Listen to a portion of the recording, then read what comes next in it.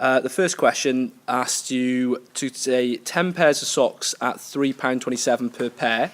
That's really asking you to multiply 10 by 3.27. Now, my answer on the calculator was 32.7. But when we're discussing with money, money should always be in two decimal places, so it's very important you put this 0 in here as well. That's why I've written it in a different colour. The calculator didn't tell me that. I had to go and put that in. The next one was slightly different. This doesn't usually come up like this. It said for 2 shirts, you pay 18.46. So when you needed 6 shirts, you didn't actually times 6 by 18.46. You actually times 3 by 18.46 to get 55.38. The next one, 2 pairs of shoes at £32.68 would have just been 2 multiplied by 32.68 to give 65.36. And then to get your total, the thing that people most commonly do wrong is they'll either forget to put the 0 on the end there, or they'll add up just their solutions. Don't forget the one that they've already given you up here. Okay? So you add together all 4 of those numbers and you get your answer. You must write it to 2 decimal places. To find 5% for your discount, you want to think of your percentage, meaning divided by 100. That's what percent means. Percent means divided by 100. So you do 5 divided by 100 multiplied by the cost of the money. And that came to £10.67. Okay, for question number 2, it's asking you the distance from London to Coventry. It will always want it to be metric, which means modern. It means the words are going to repeat themselves. So distance, you're going to measure in centimetres, millimetres, kilometres. If the word metres repeats itself, that is metric. So miles is not metric because there's no such thing as kilomiles or centimiles. So that's an easy way to try and remember it. From London to Coventry would be 160 kilometres. Kilometres measures big distances. The weight of a large dog would be in kilograms, 35 kilograms. Capacity of a small jug would be in millilitres, 350 millilitres. And the height of a door, 190 centimetres, be that one there. Okay, with this question, it's very, very important that you only count a square if it is half or more. That's when you count it. If it is less than half, you must not count it. So looking at the top of my shape here, I didn't count this square because it's clearly less than half a square. I did count this square because it's clearly half a square or more. And I've counted it 1, 2, 3. Now you don't need to write down the numbers for every single one of these, but whenever I start counting on a new line, I count the first one and say dot, dot, dot to show that I've counted it, and then written on the last number. So then if someone's coughing in the exam, or I just lose my concentration, I can remember where I was without getting lost. You will also get a mark if you show that you're counting these squares. To get the mark, you must have had a solution between 59 and 63 centimetres squared. For the next question, for lines of symmetry, you're thinking where you can fold that shape exactly in half, and you're looking where that fold would be. So there is only one line of symmetry in this shape here. For the star, there was actually 5. Most people will only identify this line going down the middle. Don't forget that you can rotate your paper in front of you to have a look to see if that makes any more difference. I might be able to do it here. Actually rotating the shape like that to see if you can see another line of symmetry. There's nothing stopping you doing that with your piece of paper. Okay, so that's how I'm able to spot more lines of symmetry. Okay, and so this question here is important that you read the questions properly. So A is probability that the arrow stops on white. B is probability that the arrow does not stop on the yellow. That's quite important, that not, so I've highlighted that. And that the probability stops on red. So the probability that it stops on white, I've got 1, 2, 3, 4 whites, and there's 1, 2, 3, 4, 5, 6, 7, 8 slices in total, so 4 out of 8 is half chance. So on your probability scale, it should be exactly in the middle, not just the size, exactly in the middle, pointing at that little dash on the line. When it said the probability that it does not stop on the yellow, if you go and look at the dial again, you've only got one yellow. So the chance of it being yellow is very, very slim. So the chance that it's not yellow is all of these ones here. So you've actually got 7 out of 8 chance. So it is important that you read the question. So B should be very, very close to 1, not by here. And then finally for C, the probability that it stops on red, there is no red on the dial, so that's impossible. So again, if you look at your arrow, that needs to be pointing at 0, not just next to 0, at 0. There's no chance it's going to happen. If you say just the right of that, you'll lose a mark. So the probability of that is likely. Okay, so the shape that this one is, it's a three-dimensional shape. It is called a cylinder. The one underneath it is a three-dimensional rectangle, which is called a cuboid. If it was a three-dimensional square, it would have just been a cube. Your parts of the circle, a line that touches the circle in one place is called a tangent. And then for part C, when it says draw a perpendicular line that passes, draw a line perpendicular to AB that passes through C, perpendicular means 90 degrees. So you must have that understanding that perpendicular means 90 degrees. So ideally, you'd have a line that comes through exactly like that, and ideally you'd draw the little square in for a right angle. Okay, so this question says the following table gives the postal charges for sending letters, small packets and printed papers over 100 grams to various parts around the world. So you're given this table here, and the whole reason why I've highlighted parts of this question is to do with what I'm asked in part A. It says, what is the cost of sending a letter weighing 200 grams to Europe? So the first thing I've done is identified where Europe is, then 200 grams, and I've sort of met where those two meet up here to get the answer £3.16. The next one said, what is the cost of sending a package weighing 585 grams to Canada? So I've had to go and have a look to see where Canada is, over here. That's in World Zone 1, which told me to go to here. Now this says weight up to and including this weight here. So 585 goes past 500, but it's still under the 600. So I go in World Zone 1 and there and meet together to get this value here, £9.20. You need to do when you see this this bit at the top, quality of written communication, you do not need to write an essay. You just need to describe what you're doing as you're going along. We're told that Gethin sends a package weighing 2,460 grams to New Zealand. How much change should he get from £40? You must show all your working. So I'm going to have to go back and look at my table. Because his package comes to 2,460 grams, I want to take away 2,000 grams. That's a small typo there by me. That should be just 2,000. So that gives me an additional weight of 460 grams. So this means that 500 grams will need to be paid for. So 100 grams would be equal to £1.28. To find 500 grams, I need to multiply that by 5. So to do that, I've done £1.28 times 5 into the calculator and got £6.40. And again, I've made sure that 0 is added in because my calculator won't give it to me. And I've said by the side what this is. This is my price for the additional weight. So that's going to give me a total price of the £27.46 for the 2,000 grams plus the £6.40, meaning that the total price going to pay would be £33.86. Looking at this now in hindsight, that's a silly way to write it out because I've used column addition when I had a calculator. Don't use non-calculator methods if you've got a calculator in front of you. It's not worth the risk. Now that's the total cost of the package. Don't forget, the question asked me how much change would Gethin get from £40. So the final stage of this calculation would be 40 subtract 33.86 to give me £6.14 as his change. Okay, question 7.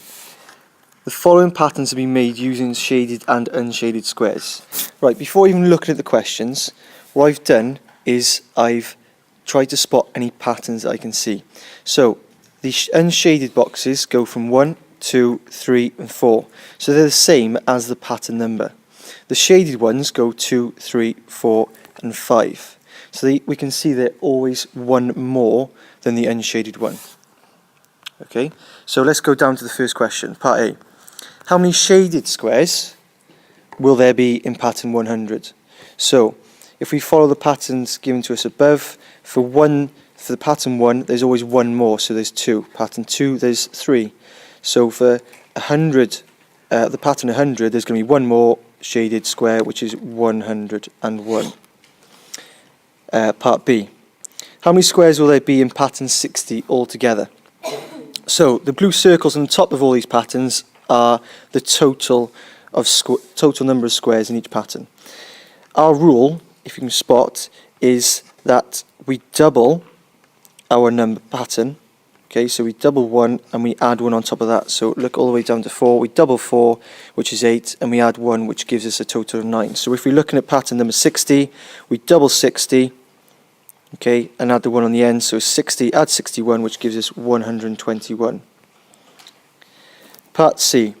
Which pattern will have 81 squares altogether? So if our rule is doubling and adding 1, then we're going to have to do the reverse of that, which is to take away 1 first of all. If we take away 1 first of all, that gives us 80. Then if we divide by 2, which is the opposite times in by 2, that gives us 40. There are 40 squares. That's the 40th pattern if there's 81 squares altogether. Okay, part A, nice 2 marks. It's asking you to describe in words the rule for continuing the following sequences. So you need to be able to spot that you start at 4 and you're going up to 16, 28, 40 and 52. They have the same difference between each number. So that means we're either adding or subtracting. You can see that they're going up 4, 16, 28 and so on. If you count down 16 take away 4, your rule is plus 12. Part 2. Forget about the minuses in front of these numbers for now, but you've got to think of how we get from 3 to 9 and then 9 to 27. There's no common difference like in part 1, so you know you're going to have to times. The numbers are getting big as you go along. So it's times by 3, but as it alternates from a plus to a minus, then to a plus again, then to a minus, it's going to be times by minus 3. Right, part B. Use the formula f equals 6g plus 10h to find the value of f when g is equal to 12 and h is equal to 3. So what I've done is I've highlighted these two number values here. G is equals 12 and h is equal to 3.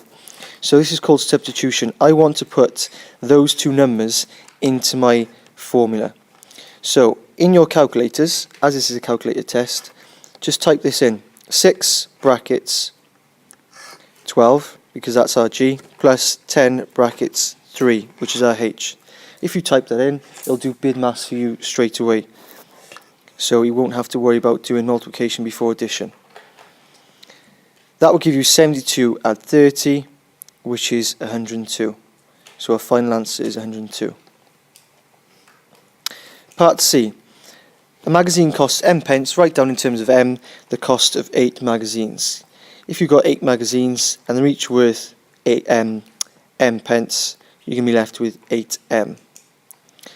If you're going to convert that to pounds, you know that 100 pence is in £1, so it's going to be 8M divided by 100. Or you could write 0.08M. Okay, so to find the mean in the first question, what people do commonly incorrect is they start adding up all of these totals here, they add them all up, add all the way to here, and they've correctly identified that there's 8 of them. They put in all of those divided by 8. But that is wrong, because as Mr Hall said earlier, your calculator will do bid maths. So don't do that, it will give you an incorrect answer. What you should do is add them all together as you were starting to do, but you must write down what this answer is. Okay? Once you've got that answer, I'd then like to see you writing that answer divided by this 8 here to get this answer in blue. You will get a mark for each one of these steps. So it's important you say what all those numbers add to, then that you're showing that you divide by 8, and then writing what that final answer is. To find the range, you need to know the formula that it's the biggest take away the smallest value. So the biggest value I could find there was 72, and the smallest was 45. So 72 take away 45 gave me a range of 27. And finally, to find the median mark, again, people do make mistakes here. The mistake that we commonly see is they just cancel first and last, until they get the 2 in the middle there, and they find the average of those two. They add them together and divide by 2. However, to find the median, you must put them in order first. So although you're starting to get the right idea, it is absolutely vital that you put those in order from biggest to smallest, or smallest to biggest. It doesn't matter which way round. Cancel the first and last, until you get to 2. If there had just been one number there, that would have been our median, but as there's 2, what we do is we add those 2 together and then divide that answer by 2 to find the middle of that, which is 62. Okay, this question was a tough question. I didn't think this was easy at all. The first most important thing you had to do is you had to work out the scale of what the y and the x-axis was going up in. So I've come to this one here, and I've found that this value is... this value is 100 and this value is 120. So that means that I've jumped up a value of 20 from 100 to 120. Now there's 1, 2, 3, 4, 5, 6, 7, 8, 9, 10 little squares that go into that. So the value that I've jumped up in, 20, divided by the 10 little jumps, tells me that each single little square must be worth 2. So to find out what time he started, and if I come all the way back to the first question, I'll go and read through what I needed to read through as well. It says, an express coach travelled from Bristol to Swansea. It stopped at a motorway services on the way. The travel graph below represents its journey leaving Bristol up to the time it left the motorway services. How far from Swansea was it when it started out? So if I come back to this now, this is how far away it was from Swansea. So because I've gone and worked out this value is 2, I need to count in 2s until I got to that value. So 2, 4, 6, 8, 10, 12, 14. So that was how I got 114 there. The next question said, how far did the coach travel in the first hour?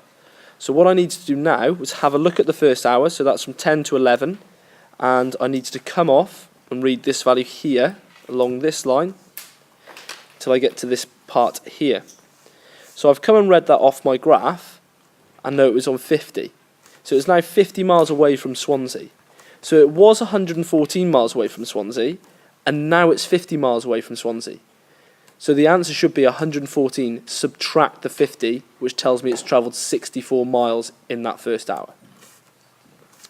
The next thing it asked me is for how many minutes did the coach stop at the motorway services? So I need to come down and read the value of my x-axis.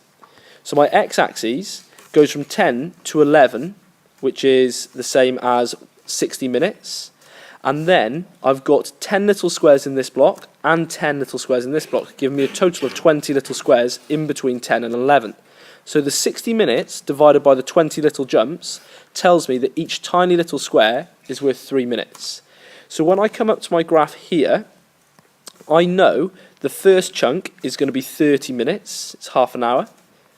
But it's this bit here, I've had to count how many little squares. So I had 4 little squares, they're each worth 3, so that told me I had 30 minutes and another 12 minutes. So when I came back to my question up here, that 30 add 12 gives me 42 minutes. Finally, it says after stopping at the motorway services, the coach was driven at a steady speed reaching Swansea at 13:39. This word steady speed means I'm going to have a straight line. And I need to find where 13:39 is on my axes. So I know if that's 1 and that's 2, or 13 and 14, then this must be 13:30. It's bang in the middle. And then I know each little square is worth 3. So 1, 2, 3. That's where my line must hit the axes. So then it was a case of drawing a straight line from the end of this graph here to this point here on the axes with my ruler. Okay, question 11. What percentage is £95 of £250? As this is a calculator paper, you can do this quite straightforward. What we're going to do is do 95 divided by 250 into your calculator, but to get that as a percentage, we must times it by 100. If you do that, you'll get yourself 38%. So £95 of £250 is 38%. Part B. Now there's a lot of information here, or 2 really important pieces of information here, and the question is asking you how many days did he hire the car. So let's have a look at the information given to you. It says £35.60 in total for the first 2 days. After that, it charges £16 per day. So if he hires a car and his bill comes to £163.60, the question is how many days did he hire the car for? So my first line of workings here is I've got £35.60 because that includes the first 2 days. Every day after that, it's charged £16 per day. Now we don't know how many days That's what we're going to work out. So what I've done, I've called it x. We want to find out what x is. So really you've formed an equation now, which you've got to rearrange and find out what x is. Now what I want to do, I want to get rid of this plus £35.60 here, so I'm going to subtract £35.60 from both sides. Whatever I do to the left hand side, I must do to the right hand side. That leaves us with 16 lots of x is equal to 128. Then our next step is to single out that x, so we just have x on its own. So at the moment we're timesing by 16. The opposite of times by 16 is dividing by 16. Remember, whatever we do to the left hand side, we do to the right hand side, and that leaves us with x is equal to 8. So it hires the car for 8 days. So we add those 8 days to our original first 2 days, which the car was at £35.60, so it's 10 days in total. Okay, there's a lot going on in this question. You're told that this guy has £400 and that 1/4 of it goes on rent and 2/5 of it go on food. Now you do have a calculator in this paper which should make it an incredibly easy question. This could come up on a non-calculated paper as well. There's nothing too nasty for you to have to do this on a non-calculated paper. So I'll show you the non-calculator method first, and then I'll show you a quicker way on your calculator. The first thing I did was I found 1/4 of 400. So to do that, you want to divide by the denominator. So 400 divided by 4 tells me £100 went on rent. The next thing I did was I found 2/5 of 400. So to do that, I did 400 divided by 5, which gave me 80, and then 80 doubled is 160. I could have also put into my calculator 2/5 times by 400, and it would have given me straight to that answer. So that tells me that the total money that he spent is the £160 and the £160 and the £100. So that means from the 400 that he had to begin with, take away 100, take away 160, leaves me with £140. Now if we go back and check the question, it says, what fraction does he have left? And write your answer in simplest terms. So that means he's got £140 left out of the £400 that he had to begin with. Again, I've done this in a non-calculator method because it can be done. It could come up in a non-calculator paper. I've cancelled a 0 there and there to be left with 14 and 40. And then I've halved the top and the bottom to get 7 and 20, and that is in lowest terms. You could have alternatively put in 140 divided by 400 into your calculator. It would have gone straight to 7/20. Alternatively, you could have done 1 as anything that is a whole is 1, and you could have said take away 1/4, take away 2/5, and it would have gone straight to 7/20. So that could be done very, very quickly, provided you remember that method. Sorry, this question says complete an accurate drawing of a triangle PQR in which QR equals 14 centimetres, PQR is equal to 48 degrees, and PRQ is equal to 67 degrees. The side QR has been drawn for you. Now this word here, accurate, means it's protractor time. Okay? You need to go to angle Q because it's the one in the middle with the letter Q, and it has this angle here, 48 degrees. So where you go to Q, you need to make sure you take this fellow with you, and when you put him on Q, you need to make sure that your angle is going somewhere between 40 and 50. Now if you went and measured over here, the 48 there, that's clearly going to be wrong because it's going to make an obtuse angle with this line. Okay, so it has to be that it's somewhere between 90, this bit here, and the line here. So it had to be measuring on the inside. So you come out to 40. As you can see, my drawing is not the best, as I haven't got a protractor that I can actually measure with, but it would be coming somewhere around here. You'd extend that line until you needed to stop at the question. Okay, then looking back at the next angle, it says PRQ 67 degrees. That is also an acute angle. But when I move the protractor over to this side and put him on there, I'll be looking for 67. Now that looks a little better to me. 67 would actually be on the outside this time because 90 is here, acute is smaller than 90. So you'd mark off there, you'd then draw your line until it crossed the other shape, so it looks something like that by the end. In this question, when it asks you to bisect or do a bisector of angle BAC, it wants you to cut that angle in half. To do that, you must be using a compass. So to do that, you put the point of the compass there and you draw an arc so that it crosses both of the lines. Where it's crossed both the lines, you now put the point of your compass there and you draw an arc just inside of the angle. So that's the blue line there. Keeping your compass at exactly the same width, move the point to the other line and draw your arc inside here. Now, where these two cross, you should draw a line going through that and where the lines meet to make the angle. And that will cut your angle exactly in half. If you're unsure, I recommend searching angle bisector onto YouTube. Finally, to do an angle of 60 degrees, then you must be drawing an equilateral triangle. So to draw an equilateral triangle, you'd open your compass to the length of this line here, and you could draw an arc coming around like that. Then keeping your compass at exactly the same width, put your point on the other side of the line and draw another arc. Where they cross is where it is an equilateral triangle, and you join those up with straight lines to draw your equilateral triangle where every single angle, including the one at point A, is 60 degrees. Okay, the first two things that I've highlighted of this question are two identical squares and two identical equilateral triangles. What I recommend you do is write down every angle you know on your diagram. So, we know we have two identical squares, so it says in the question, here's a square and here's another square. We know that each angle in a square is a right angle, hence 90 degrees. So we've got 90 degrees there and 90 degrees there. Also, as Mr. Ashton said in the last question, we have two equilateral triangles.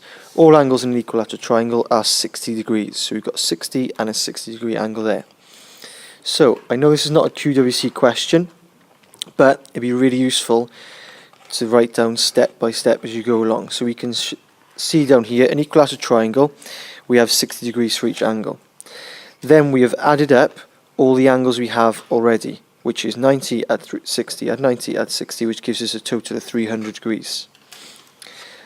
Angles around a point add up to 360 degrees. So the missing gap in here of DCH, which is what the question wants us to find, is 60 degrees.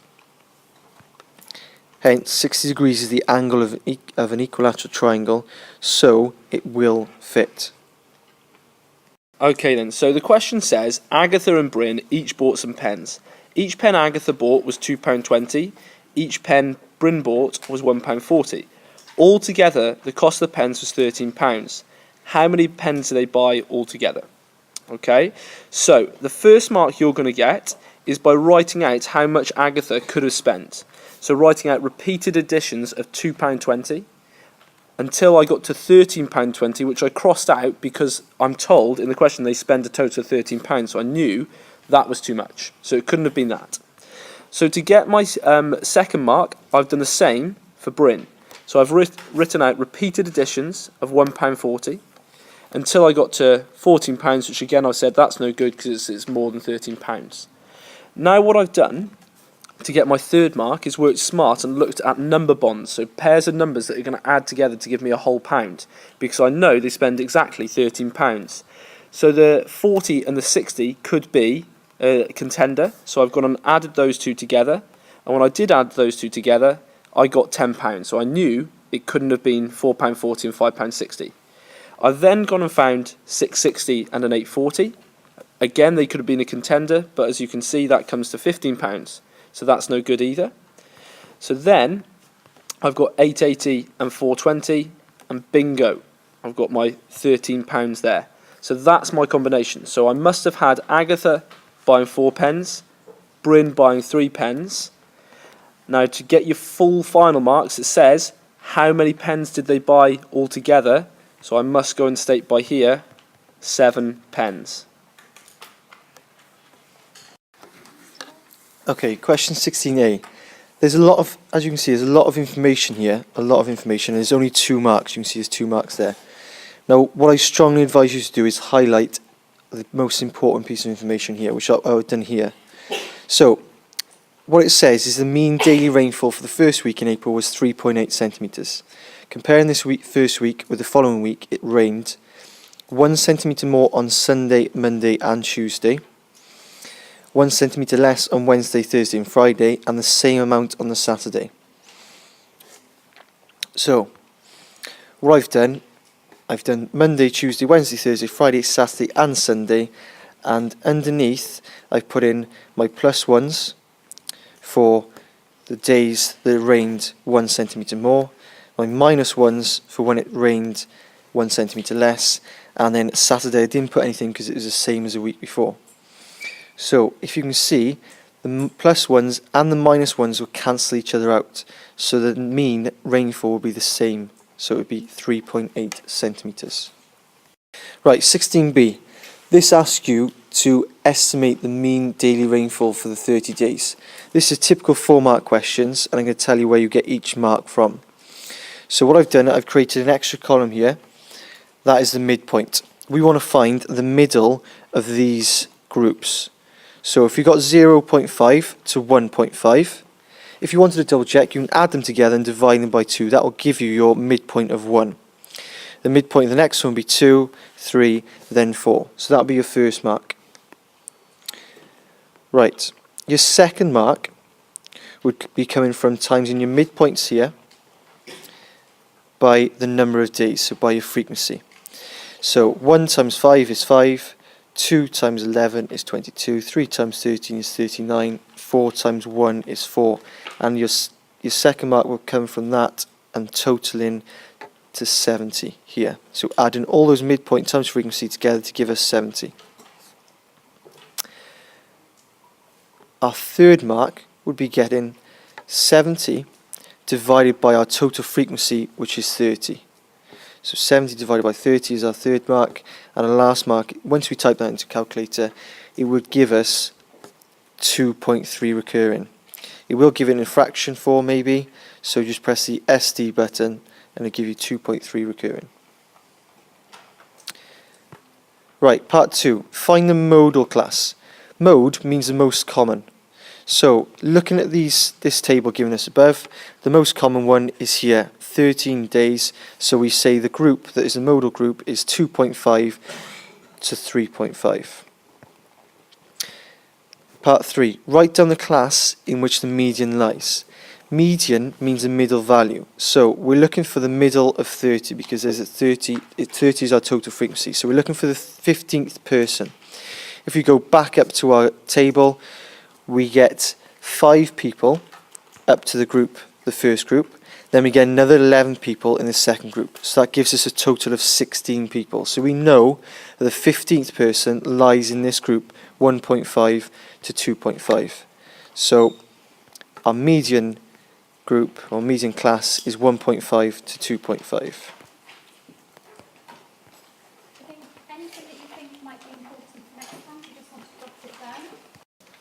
Okay, this is a very, very, very tricky question. I think it's the hardest question in the entire paper, in both the calculator and the non-calculator paper. There's an awful lot of information going on here, and usually currency exchange is only given to 2 dp, so to be going to like 4 or 5 dp, even 6 in some cases, is an awful lot, okay? So this is a tough question. It's all about trying to show any maths you can here to maybe pick up 1 mark here or there. Don't worry if you don't get every single mark right. There are some really, really tough questions in the foundation paper. Okay, so it says here, an internet company offering money exchange displays a conversion table as shown below. Exchange from, exchange to. Okay, so it says the method of using this table exchange is as follows. To exchange GB pounds to euros, read down the table, £1 is 1.1116 euros. Using the exchange rates from the table, calculate the following. Exchange $200 to Australian dollars. So I'm exchanging from US dollars. So I've highlighted that in yellow, as you can see there and here. So that means I'm reading down the table until I come to Australian dollars. So where those two meet up there. So that has told me that 1 Australian dollar is the same as 1.09137 Australian dollars. So to change in between the two, I must multiply 1 by that same number to turn it into this number here. And then if to change it back, I would divide by that same number because any number divided by itself is always equal to 1. So that's sort of telling me what US dollars to Australian dollars is. I must times going that way and divide going back this way. So $200 to Australian dollars means I want to go from US to Australian That means multiply, so I need to do 200 multiplied by that, which gave me the following answer. But as we said on a number of occasions during this walking, talking mock, money must be to 2 decimal places, so you must round that correctly. That 4 would keep that as a 7, and that would get you 2 marks. How many Canadian dollars were exchanged to give 250 euros? So I've looked for Canadian dollars and I'm looking for euros. Here's Canadian dollars, here's euros. So meeting up there, we know that 1 Canadian dollar would be equal to 0.676175 euros. So that means multiplying by that number turns it into euros, and dividing by that number would turn it into Canadian dollars. Now the question said, how many Canadian dollars were exchanged to give 250 euros? So I'm on the euros and I want to go to the dollars. So that means I'm going to be dividing by that 0.676175. And that gives me a really, really long number, which again must be rounded accurately to 2 decimal places. So that would be 0.73, as this 6 here would turn this one into a 3. For part 2, it says, fill in the gaps with the dotted lines in the following conversion table. Now you can see my answers already in there. But the way I did this was I went and read off from the table. It said that 1 Hong Kong dollar is equal to 0.090147 euros. So I've written out that table there. So I know to change dollars, Hong Kong dollars into euros, I times by that number, divide to turn it back. So that meant to change 1 euro, so this bit here, to change 1 euro into Hong Kong dollars, I must do $1, I must do the 1 divided by the 0.0900147 to turn it into Hong Kong dollars, and that gave me that answer there. Now the fact that the table had so many decimal places here, I decided not to round my answer and just left it exactly as it is. You could round that to maybe 4 or 5 decimal places if you wanted to, but I would just leave it exactly as it is. I did exactly the same sort of idea here to work out that 1 euro was equal to 133.5 yen. So that meant I must be timesing by 133.5 that way and dividing by it to turn it back into euros. So that meant to find the value of my yen, I need to do 1 divided by 133.5, which gave me this horrible long answer. And you can see here, the fact I said ... would suggest that's continued, and I have rounded that to the nearest DP. So that answer I wrote out to 7 decimal places there. Okay, last question on this paper, and we're told the total surface area of 1 cube is 54 centimetres. Now we've got to realise that a cube has 6 faces, all being a square. So what I've done before looking at the question, I've drawn this out. This is a net of a cube. So I've got 6 faces, and I've called each face x. So I know that when I add all those x's together, it's going to give me 54 centimetres squared. So it's asking me to calculate the total surface area of the cuboid shown in the diagram. So like I just said, we've got 6x is equal to 54. That leaves us with, if we divide by 6 on both sides, we get x on its own to be 9. So each one of these squares up here is worth 9 centimetres squared. I want to find out how many faces of this shape I have. Well, it says 4 of the cubes are joined together to make a cuboid as shown below. So what I've done, I've labelled each side or each face that I can see. So I've got the 2 end ones, I've got the ones facing me, I've got the ones on the top, I've got the 4 behind and the 4 underneath. So if I add all those together, that gives me 18 faces that are visible. So if I do 18 times 9, because 9 is the area of 1 square, that gives me a total of 162 centimetres squared. Right, part B. Calculate the volume of the cuboid shown in the diagram. So what I've done, I've drawn out another version of my cuboid where I've got 4 blocks or 4 cubes together. Now what we need to realise is that to find the volume of a cuboid is length times width times height. I need to find those values, so what I'm going to do, I'm going to go back to the previous question. I'm going to look at this square on its own is 9 centimetres squared. If I want to find the length or width of that square, all I need to do, as it's a square, is square root 9, which gives me 3. So my length and width of this square is 3 centimetres each. Now I know the width and height here. I'm going to find the length of the whole cuboid. If I've got 4 squares, that's just going to be 4 threes, which is 12.